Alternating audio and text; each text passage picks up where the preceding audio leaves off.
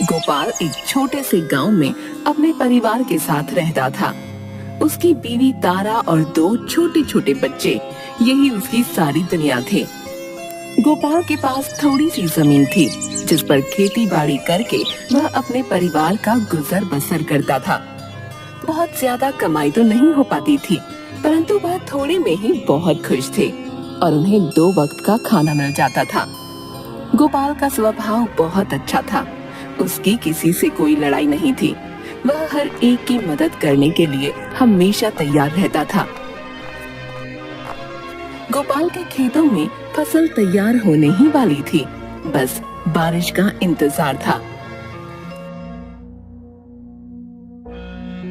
मेरे पूरे साल की मेहनत और इंतजार का फल अब हमें मिलने वाला है। बस इस बार बारिश खूब अच्छी हो जाए तो हमें फसल के अच्छे दाम मिल जाएंगे। हाँ, भगवान से यही प्रार्थना करेंगे कि बारिश अच्छी हो, जिससे कि गांव में सभी की फसल बहुत अच्छी हो। परंतु इस बार बारिश का इंतजार करते करते किसानों की आंखें थक जाती हैं। बारिश नहीं आती। पानी की कमी के कारण गांव में काफी लोगों की फसलें खराब हो जाती हैं और सूख जाती हैं। गोपाल की भी सारी मेहनत बेकार चली जाती है और पानी की कमी के कारण उसकी सारी फसल सूख जाती है। मुझे कितनी उम्मीद थी इस बार, परंतु बारिश न आने के कारण सारी मेहनत पर पानी फिर गया। अब इन फसलों के लिए मैंने जो उधार लिया था उनका पैसा मैं कहां से चुकाऊंगा? मेरे तो कुछ समझ में नहीं आ रहा। आप परेशान मत हो, भगवान सबका भला करेंगे। पड़ोस वाले दिनेश भैया के खेत भी पूरे सूख गए और उन्हें भी काफी नुकसान हुआ है। पर उनकी बीवी बता रही थी कि दिनेश भैया शहर जाने की सोच रहे हैं। तुम भी क्यों नहीं शहर जाकर कोई काम ढूंढ लेते? थोड़ा टाइम वहाँ काम करने पर कुछ पैसे जुड़ जाएंगे, तब वापस आकर कर्जा चुका देना। हाँ, मेरे सामने बस 2 ही रास्ते हैं।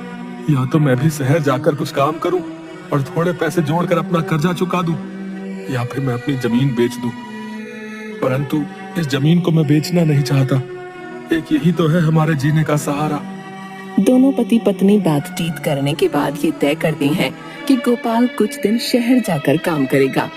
गोपाल जाने की तैयारी करने लगता है। देखो तारा, मैं गांव से खाली हाथ जा रहा हूँ। वहीं जाकर पता चलेगा कि शहर में कुछ काम मिलता भी है या नहीं। यदि मुझे कुछ अच्छा काम मिल गया तो मैं कुछ पैसे इकट्ठे होते ही वापस गांव का चक्कर लगा लूंगा और तुम्हें कुछ पैसे खर्चे के लिए दे जाऊंगा। आप निश्चिंत होकर वहाँ काम कीजिएगा और कर्ज चुकाने के लिए पैसे जोड़िएगा। हमारी चिंता आप बिल्कुल मत करना। मैं और 2 छोटे छोटे बच्चे हैं, हमारा कितना खर्च होगा और फिर मैं अपने मायके जाकर रह लूंगी। आप चिंता मत कीजिएगा। अगले दिन गोपाल शहर चलने की तैयारी करता है।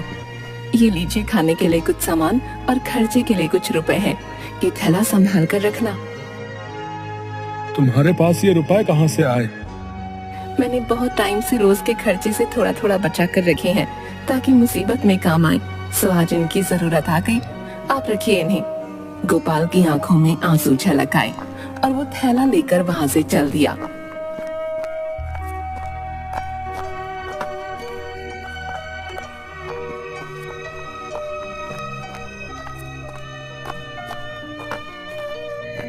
वहाँ पहुंचकर सारा दिन धक्के खाने के बाद भी उसे कोई काम नहीं मिलता। गोपाल बहुत चिंतित हो जाता है और सोचने लगता है, यदि मुझे यहाँ काम नहीं मिला तो मैं अपने परिवार का खर्च कैसे चलाऊंगा? और फिर मेरे सर पर कर्जा भी तो है। हे भगवान, मेरी मदद करना। गोपाल सारा दिन इधर उधर भूखा प्यासा घूमता है, पर उसे कोई काम नहीं मिलता। आखिर में निराश होकर वो एक पार्क के किनारे पेड़ के पास बैठ जाता है। तभी 2 जेब कतरे उसे देख रहे थे। अरे बिल्लू, इधर देख, वो पार्क के पास नया मुर्गा। देख देख, उसके हाथ में एक थैला भी है। क्या बात है उस्ताद, आपने तूलती नदल आज नीलमा थुपल दोनों संभालते हैं। अबे तोतले, चुप कर और जो मैं बोल रहा हूँ ध्यान से सुन। तोली उस्ताद, तोली। देख, 3 दिन से कोई मुर्गा हाथ नहीं लगा है, सो आज इसे ऐसे नहीं जाने देना है, समझ गया? मैं जाऊंगा और इसको बातों में लगाऊंगा। तू चुपचाप से इसका बैग उठा लेना और 1-2-11 हो जाना। समझ गया उस्ताद, समझ गया। अब देखो बिल्लू का कमाल है। कल्लू गोपाल के पास जाकर, अरे रजनीश भाई, कैसे हो आप? है इतने दिनों से दिखे नहीं भैया। भाई आप कौन? माफ करना, मैंने आपको पहचाना नहीं। मेरा नाम रजनीश नहीं, गोपाल है। अरे यही तो मैं सोचूं, मैं नाम भूल रहा हूँ आपका। इतने दिनों बाद मिले हो, कहाँ पहचानोगे? है कैसे हो आप? सूरज कुंड से आए हो ना? अरे भाई मैं शहर में अनजान हूँ, अगर आप मुझे जानते हैं तो कोई काम दिलवा दीजिए। उतनी देर में बिल्लू चुपचाप से गोपाल का थैला चुरा लेता है और वहाँ से भाग जाता है। अच्छा, ठीक है, लगता है गलती हो गई पहचानने में मुझसे। और वहाँ से चला जाता है। अजीब लोग हैं शहर के, हैं? पहले खुद ही जान पहचान की, बाद में ऐसे ही निकल लिए। हे भगवान, मेरा थैला कहाँ गया? कहाँ है मेरा थैला? किसी ने मेरा थैला चुरा लिया। मेरा थैला। वह मन ही मन भगवान से प्रार्थना करने लगता है कि वह उसकी मदद करे। तभी गोपाल को एक व्यक्ति के चिल्लाने की आवाज आती है। वह व्यक्ति मदद के लिए चिल्ला रहा था। गोपाल आसपास नजर घुमाता है तो उसे एक अधेड़ उम्र का व्यक्ति दर्द से कराहता हुआ सड़क के किनारे गिरा दिखता है। वहाँ आसपास मदद के लिए कोई भी नहीं था। जो 2-4 लोग वहाँ से निकल भी रहे थे, उनमें से किसी ने उस व्यक्ति की मदद करने के लिए कोई हमदर्दी नहीं दिखाई। गोपाल उस व्यक्ति के पास जाता है और पूछता है, अरे आपको क्या हो गया? आप ऐसे क्यों गिर गए हैं? वह व्यक्ति कुछ ज्यादा नहीं बोल पाता, बस दर्द से चिल्लाता रहता है। गोपाल को कुछ नहीं सोचता, वो जल्दी से सामने रिक्शा रोककर किसी तरह उस व्यक्ति को उठाकर उसमें डालता है और हॉस्पिटल की तरफ चलने को कहता है। गोपाल उस व्यक्ति को हॉस्पिटल में ले जाकर डॉक्टर को देखने के लिए कहता है। इन्हें हार्ट अटैक आया है, हमें तुरंत इनका इलाज शुरू करना पड़ेगा। आप इनके रिश्तेदार हैं? जी नहीं, मैं तो इन्हें जानता भी नहीं। मैं सड़क किनारे बैठा था, तभी वहाँ मैंने इन्हें गिरा हुआ पाया, इसीलिए मैं तुरंत इन्हें हॉस्पिटल ले आया। आपको तुरंत कुछ पैसे जमा करवाने होंगे, क्या आपके पास पैसे हैं? गोपाल सोच में पड़ जाता है और डॉक्टर से कहता है, डॉक्टर साहब, मेरा थैला किसी ने चुरा लिया जिसमें कुछ पैसे थे, लेकिन अब तो मेरे पास कोई पैसा नहीं है। मैं तो खुद भूखा प्यासा काम की तलाश में घूम रहा था, तभी मैंने इन्हें गिरा हुआ पाया। इमरजेंसी में उस व्यक्ति का इलाज शुरू कर देते हैं। गोपाल जिस समय उस व्यक्ति को हॉस्पिटल ला रहा था, तभी उसकी जेब से एक बटुआ गिर गया था, जिसे संभाल कर गोपाल ने अपने पास रख लिया था। गोपाल बटुआ डॉक्टर को देता है और कहता है, डॉक्टर साहब, ये इन्हीं का बटुआ है, आप इसे खोल कर देख लीजिए, इसमें शायद कुछ पैसे हैं, मैंने इसे नहीं खोला। डॉक्टर जैसे ही उस बटुए को खोलता है, उसमें काफी पैसे थे।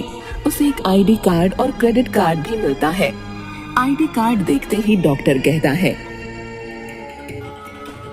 अरे ये तो शहर के मशहूर उद्योगपति राम कपूर हैं। तुमने ये बहुत अच्छा किया, इस बटुए को संभाल कर रख लिया। इससे हमें ये पता चल गया कि ये कौन है। हमने इनका इलाज शुरू कर दिया है। 3 से 4 दिन हॉस्पिटल में रहना पड़ेगा। तुम चाहो तो कल आकर इनसे मिल सकते हो। जी डॉक्टर साहब, आपका बहुत बहुत शुक्रिया, मैं कल आकर इनसे मिल लूंगा।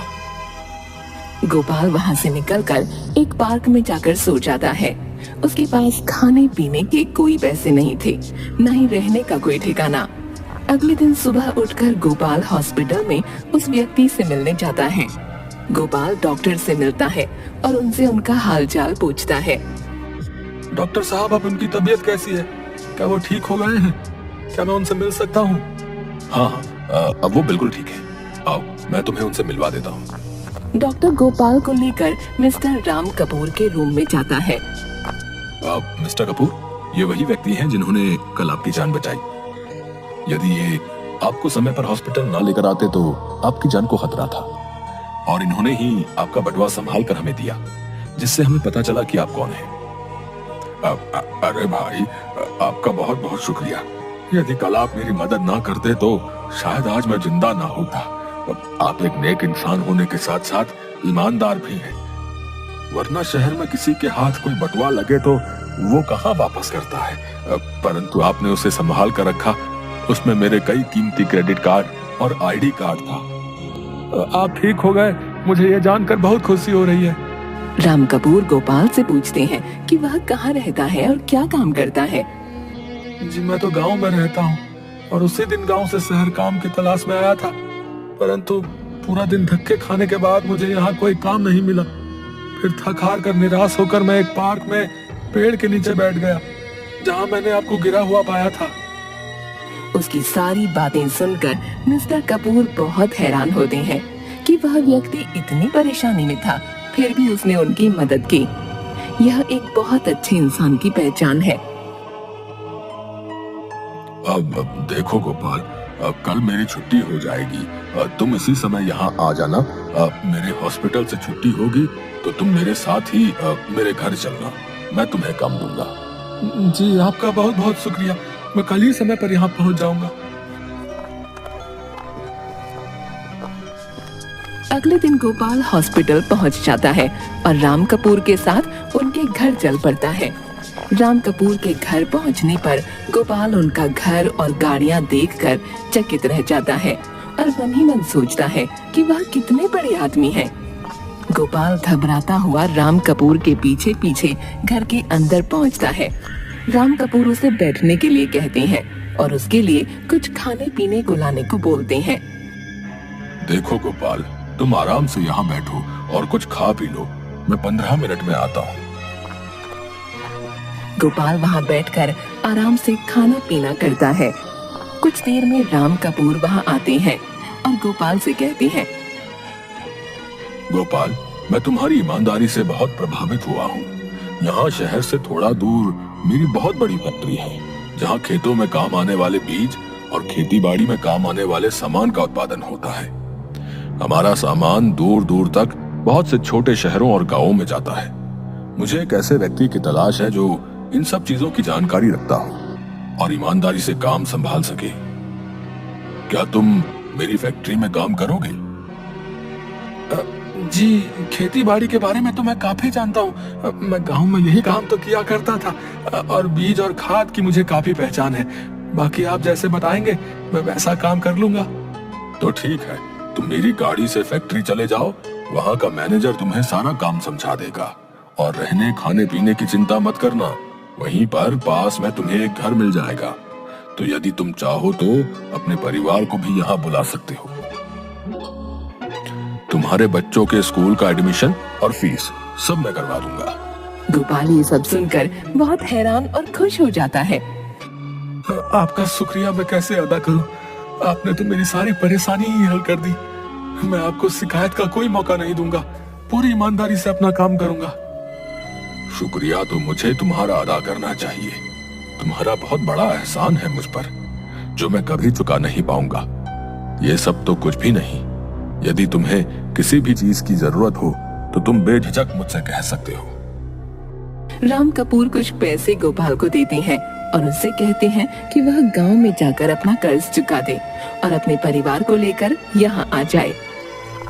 गोपाल वह पैसे लेकर खुशी खुशी गांव की तरफ रवाना हो जाता है और वहाँ जाकर अपना कर्जा चुकाकर अपने परिवार समेत वापस शहर आ जाता है।